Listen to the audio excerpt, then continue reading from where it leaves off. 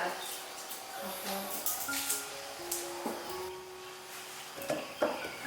直接帮妈妈泡点香锅，那里加点水。哦，这么多，它浮起来。多蒜剥去皮，洗干净，对半切开。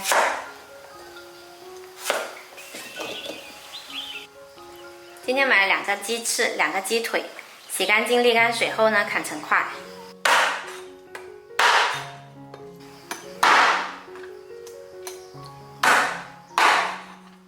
然后我们来腌制一下鸡肉，加入少许姜片，2小勺盐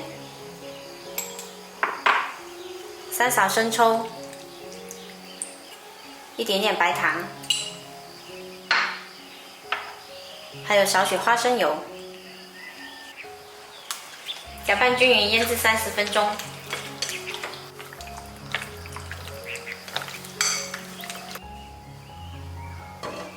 然后我们来起锅热油，把独蒜先炒香。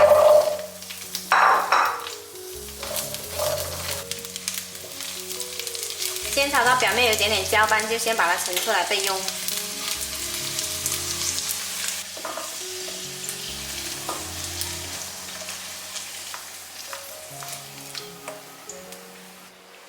接着我们再把鸡肉放进来，煸炒到表面金黄。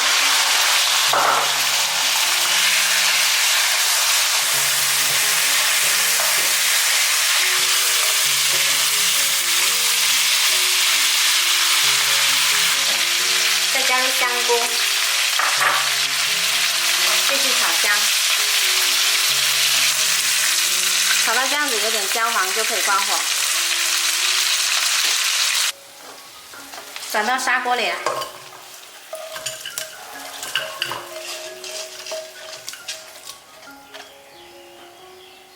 加入适量开水，调中火，先焖10分钟。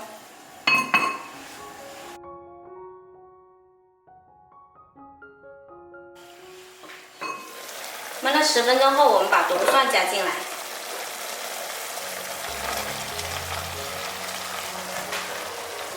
翻拌一下，再焖5分钟。时间到，我们再来淋入小半碗黄酒。淋上黄酒之后呢，调大火收汁，翻动一下，让酱汁完全包裹住鸡肉。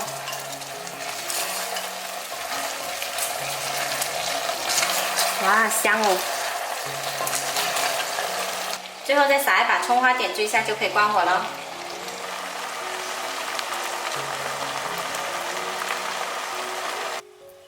今天这道独蒜焖鸡呢，做法简单，吃起来特别香。